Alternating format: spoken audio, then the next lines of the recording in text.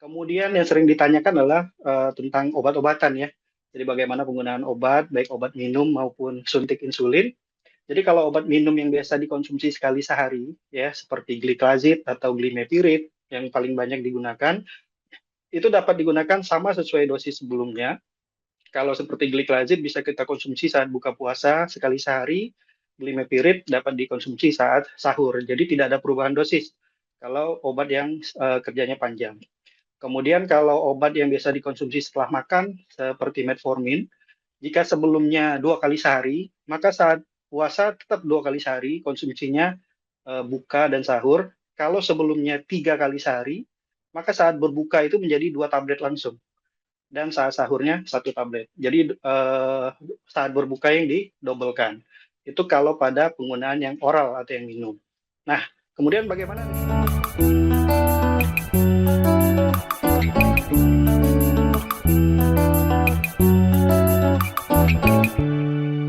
Oh, Mas Tom. Nah ini selain juga menggunakan obat-obatan dan juga insulin shot, sebenarnya dengan berpuasa juga itu juga bisa mengurangi yang namanya gula darah dalam tubuh. Dalam tubuh. Cuma memang ketika orang-orang yang memiliki pengobatannya melalui diminum obat, ini jangan lupa juga untuk berkonsultasi dengan dokter sehingga nantinya bisa ditentukan nih dalam satu hari yang misalkan satu hari bisa 3 kali minum obat, ketika lagi berpuasa otomatis kan harus Gimana ya polanya ya? harus tanya kepada dokter. Betul. Gitu. Nah, kebetulan juga kita sudah terhubung dengan dokter yang ini akan menjawab pertanyaan-pertanyaan Okezoners, Betul. terutama kalau misalkan juga memiliki diabetes juga atau Betul. penyakit-penyakit lain. Betul, karena ini dokter spesialis penyakit dalam Yes. ya, Mas Tom. Ini ada Dokter Diego Lesgenia, spesialis penyakit dalam. Selamat pagi, dokter. Selamat pagi. Dokter ini pagi-pagi semangat banget. Emang dokter termasuk morning person, Dok? Termasuk morning person. Termasuk morning person ya. Biasa pagi apa dulu, Dok, yang dilakukan? Olahraga dulu atau emang udah tiap hari udah settingannya udah seseger ini kalau habis mandi, Dok? Jadi kalau setiap pagi, kalau memang memungkinkan, itu saya jalan pagi dulu sebelum persiapan ke rumah sakit. Jadi selama bulan Ramadan juga masih sama tuh aktivitasnya seperti sebelum Ramadan. Luar Wah, biasa. keren banget ya. Olahraga tidak menjauhkan atau tidak membuat seseorang jadi malas untuk berolahraga. Ketika Ramadan tiba Yes. pun ya.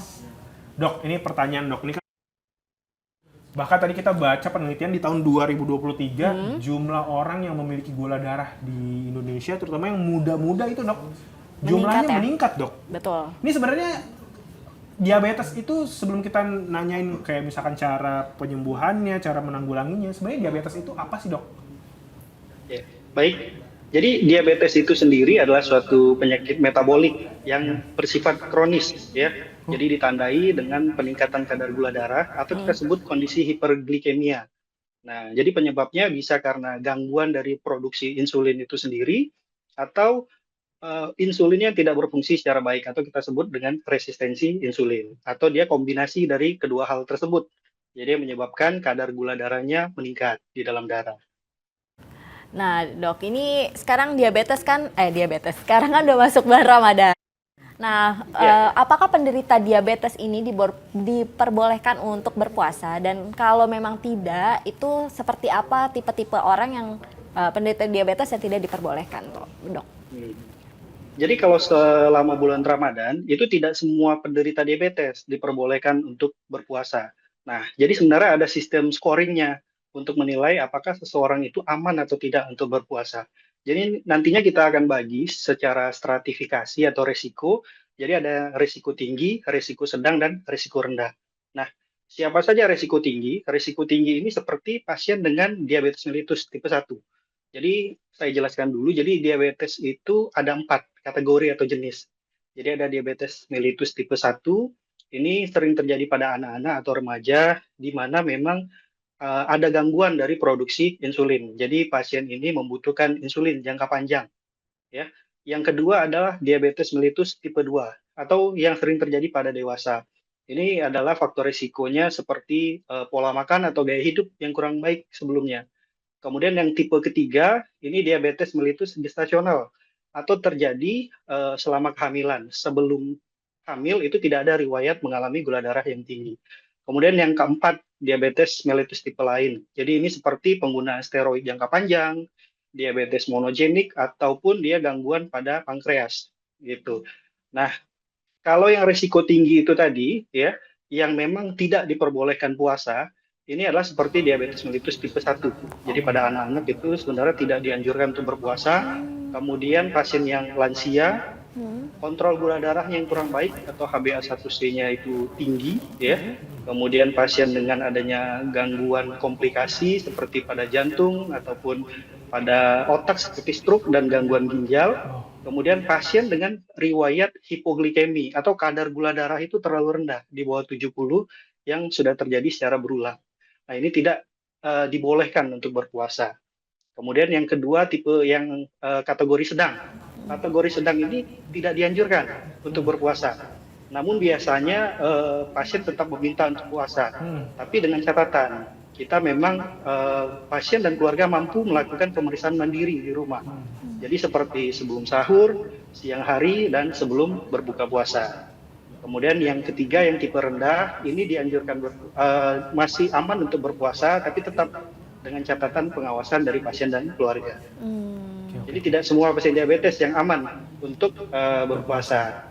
Tergantung dia resiko yang mana.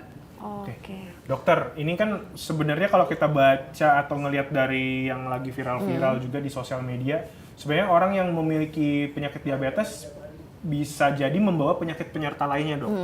Nah, untuk mungkin masyarakat Indonesia yang merasa, oh gue nggak mau nih kena diabetes, tapi sebelum mencoba dengan gaya hidup sehat, mungkin ada yang penasaran juga gimana caranya ngecek gue ternyata udah diabetes atau belum ya gitu. Cara ngeceknya itu gimana sih, Dok? Sebenarnya seseorang itu apakah bisa kelihatan secara fisik bahwa oh lu ternyata udah diabetes, atau ternyata harus melakukan pengecekan gula darah gitu, Dok, diambil sampel darahnya, Dok?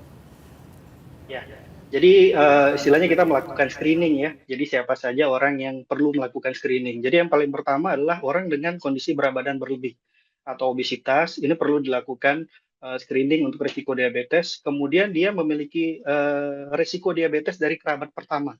Jadi seperti orang tua, jadi atau dari ibu dan ayah memiliki diabetes. Nah, ini perlu kita melakukan screening. Kemudian orang yang memiliki aktivitas yang rendah atau jarang berolahraga, ini juga berpotensi untuk mengalami diabetes. Jadi kita dapat melakukan screening berdasarkan faktor risiko terlebih dahulu, kemudian tetap harus dilakukan pemeriksaan kadar gula darah. Jadi mulai dari kadar gula darah puasa, 2 jam setelah makan, ataupun HbA1c. Jadi ini untuk melakukan screeningnya.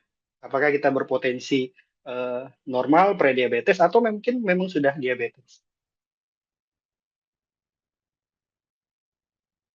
Diabetes, tipe diabetes yang memang tidak dianjurkan untuk berpuasa di ketika Ramadan ini. Apa sih resiko yang hadir ketika dia memaksakan untuk berpuasa sih, Dok?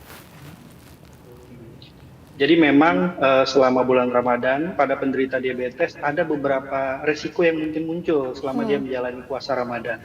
Jadi yang pertama itu yang paling sering adalah kondisi hipoglikemi.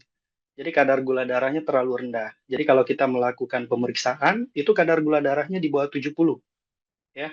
Nah, kita bisa menilai dulu apakah kita memiliki resiko hipoglikemi, seperti tanda-tandanya itu mulai dari jantung yang berdebar, tangan gemetaran, keringat dingin, ya, ada nyeri kepala, kemudian ada seperti orang linglung atau perubahan kesadaran. Jadi yang pertama adalah hipoglikemi, ataupun karena asupan makanan selama bulan Ramadan yang terlalu dibatasi atau terlalu dikurangi untuk menghindari resiko kadar gula darah yang terlalu tinggi. Kemudian juga obat yang tidak disesuaikan selama bulan Ramadan. Jadi obat oral yang diminum ataupun suntik insulin. Kemudian yang kedua adalah lawannya hipoglikemi, yaitu hiperglikemi. Jadi kadar gula darahnya terlalu tinggi. Jadi kalau kita cek itu lebih dari 300. Nah, kalau ini faktor risikonya karena asupannya yang terlalu berlebihan. Biasanya selama berbuka puasa itu makannya sedikit banyak, kemudian dosis obatnya tidak disesuaikan. Atau pasien mengurangi dosisnya tanpa sepengetahuan dokter, sehingga gula darahnya melambung tinggi saat berbuka puasa. Kemudian yang ketiga, ini adalah ketoasidosis, biasanya pada diabetes mellitus tipe 1. Jadi faktor risikonya seperti penggunaan insulin yang tidak adekuat atau kurang, kemudian asupan makanan yang juga kurang. Yang keempat, faktor dehidrasi. Jadi asupan cairan kita yang jauh berkurang selama bulan Ramadan, ini memicu dehidrasi. Jadi idealnya memang kita konsumsi air putih itu sekitar 30-50 cc per kilogram berat badan, atau setara 1,5 sampai dengan 2,5 liter per hari. Ya. Jadi atau kita bagi kalau dalam bentuk gelas ya, sekitar 8 gelas per hari. Jadi mulai dari saat kita azan maghrib membatalkan puasa, kemudian setelah kita maghrib, kemudian setelah kita makan berat membatalkan puasa, kemudian setelah isya, setelah tarawih, sebelum tidur, saat bangun sahur, dan setelah kita sahur. Itu ada 4 tadi yang resiko untuk yang mungkin muncul selama berpuasa. Dok, untuk orang-orang yang memang memiliki diabetes tapi hitungannya masih diabetes tipe yang rendah, Dok. Terus mereka ingin berpuasa. Ada pengaturannya nggak sih, Dok? Untuk penjatahan makannya atau schedule obat-obatnya, Dok?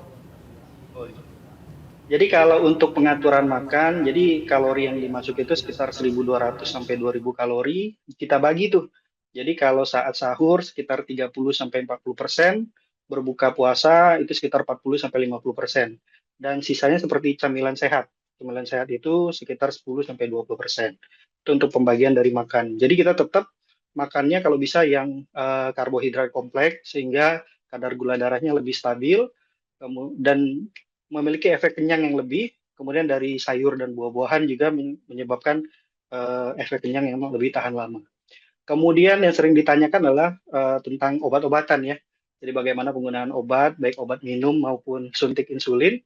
Jadi kalau obat minum yang biasa dikonsumsi sekali sehari, ya seperti gliclazid atau glimepirid yang paling banyak digunakan, itu dapat digunakan sama sesuai dosis sebelumnya. Kalau seperti gliclazid bisa kita konsumsi saat buka puasa sekali sehari, glimepirid dapat dikonsumsi saat sahur. Jadi tidak ada perubahan dosis kalau obat yang kerjanya panjang.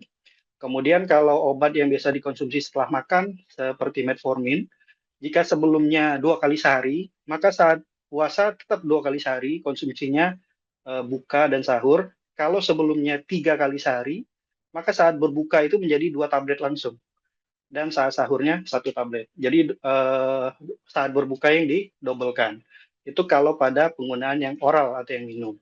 Nah, kemudian bagaimana dengan insulin? Kalau insulin, jika dia suntiknya yang kerja panjang atau sekali sehari, biasanya sebelum tidur, itu diberikan selama bulan Ramadan ada penurunan dosis. Jadi ada penyesuaian dosis sekitar 15-30% dikurangi. Dan diberikan itu saat berbuka puasa. Nah, kalau insulin yang sebelumnya diberikan sebelum makan, biasanya kan sampai 2 kali atau 3 kali sehari. Nah, selama Ramadan itu yang biasanya 3 kali menjadi 2 kali sehari. Jadi saat berbuka puasa itu disuntikan insulin, itu dosisnya sama. Kemudian saat sahur itu dosisnya disesuaikan. Jadi ada penurunan dosis sekitar 25-50%. Begitu kalau untuk penyesuaian obat selama bulan Ramadan. Nah dok, kalau di umum nih di publik ya biasanya ada bercandaan, sering ada bercandaan yang gini, aduh ngantuk kan nih, kayaknya gulanya tinggi deh nih gitu. Itu tuh bener atau enggak sih dok sebenarnya? Jadi kalau gula darah tinggi kan kita sebut sebagai hiperglikemi. Jadi memang harus kita waspadai selama bulan Ramadan. Nah, apa saja gejala-gejala atau tanda-tanda dari hiperglikemia atau gula darah yang kita sebut di atas 300. Jadi seperti adanya rasa haus yang berlebihan, kemudian frekuensi buang air kecil yang lebih banyak, ya. Pasiennya memang tampak lebih letih, mengantuk, ya. Kemudian bisa disertai adanya mual muntah, nyeri perut, kemudian seperti orang kebingungan ataupun sampai dengan perubahan dari kesadaran. Itu yang harus kita waspadai. Jadi kalau bilang mengantuk, ya selama Ramadan pasiennya diabetes, kita perlu curiga. Jangan-jangan memang kadar gula darah ini memang benar-benar lagi tinggi. Sehingga pasien diabetes yang menjalani Ramadan, mereka harus tetap melakukan monitoring. Jadi sebelum sahur, siang hari, dan juga sebelum berbuka puasa. Oke. Dok, ada juga yang dulu bilang kalau habis makan itu jangan langsung tidur karena bisa jadi bikin diabetes. Betul. Apakah hal itu juga benar, Dok? Ya, jadi kaitannya seperti yang saya sebutkan di awal tadi, jadi dengan aktivitas fisik yang berkurang. Jadi idealnya memang setelah kita makan, kita melakukan aktivitas, jadi agar gula darah yang sempat meningkat tadi bisa digunakan oleh tubuh. Jadi tidak menumpuk, menjadi resiko diabetes nanti. Cari berita selebriti dan lifestyle yang lagi viral. Di sini tempatnya. Yuk subscribe, like, dan share. Oke Zone Vibes. All the vibes you need.